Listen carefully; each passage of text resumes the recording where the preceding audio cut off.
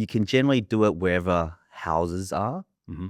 but there are certain overlays in certain councils that prohibit it Mm-hmm. for good reason.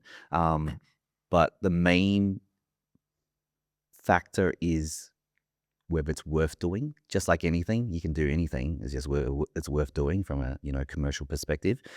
So infrastructure charges is probably one of the biggest factors with doing rooming accommodation. It's quite significant. So the state government set a limit of $20,000 per room. Wow.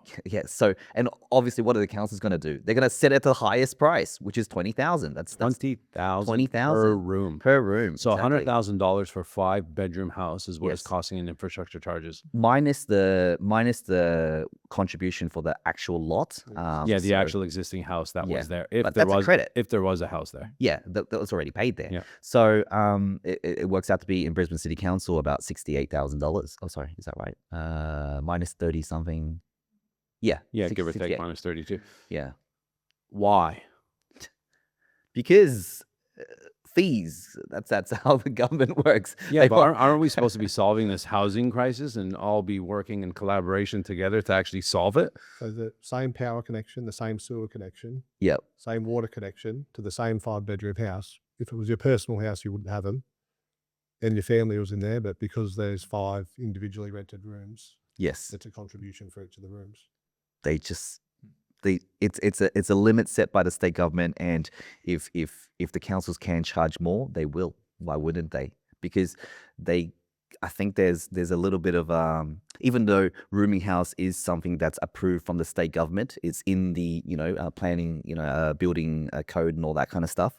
So it's not like they're doing anything grey. It's just the councils they're a bit weird. They want you to solve it, but they don't want it. They're doing everything on the back end. Like from my experience, okay, I'll give you guys an example since you guys want, We the want the real challenges. stuff. Yeah, you want the real stuff. So I've done it in my very first 2. I did it in within 8 kilometers of CBD in Brisbane because, why not do it in the best place you can. Yep. However, because it's in a nice area and that council, that ward, or you want to call it, the councillor that represents that place is a bit of a NIMBY, anti-development, actually famous for being anti-development.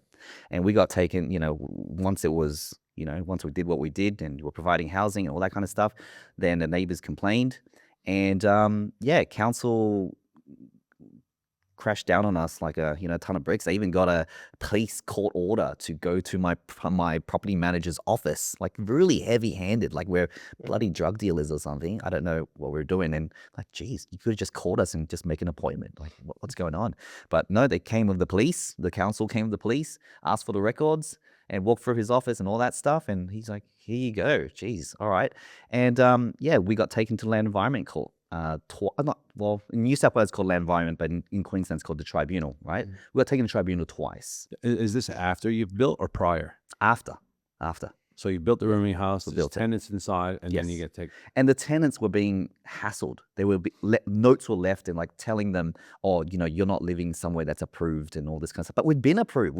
The certifiers approved it. We've got the Form 12 or whatever it is, Yeah. the 1B certificate. So it's weird. So we went from the bad guy to the good guy because there's a housing crisis. But at the same time, so publicly they'll say this, but at the same time they're still making inquiries. We've beat them. Look, I shouldn't say beat. We've deflected them twice in tribunal, but they're still coming after us. Do you feel? Yeah, then that was my next question. Do you feel that there's still a lot of scrutiny in this space? There is. It's sort of like you kind of want to do them in places where, and look, it's just another level. It's to a lesser extent what I went through in Sydney. Because you can do them in Southwest Sydney, you can do them Northwest Sydney. We're talking like, where it's needed most.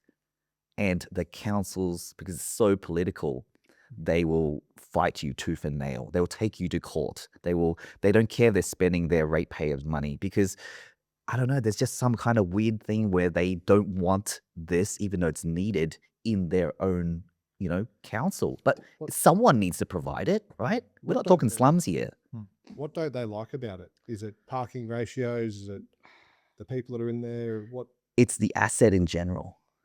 It's the asset. I don't know why there's a stigma, but it's just, they just don't like that you're renting to individual. I think it's because it's linked to boarding houses. So New South Wales boarding houses are linked to ex-cons. Yeah. Right? You know, that kind of stuff. It is real. Yeah. It is a stigma. And Yes. I see their side as well. Don't get me wrong, right? Of course. Like, at the end of the day, if they just allow this and let anybody doing this, not every developer is going to be like Michael Lynn, right? And there will be people that will go rogue and build the wrong thing and bring people in that they shouldn't be bringing. And the last thing you want, is living in a nice neighborhood, right? And then have a rooming house beside you that all of a sudden some developer doesn't give a shit. They're just putting anybody in there. And that'll create problems. So I can understand that, but there's definitely a balance that needs to be put in play here.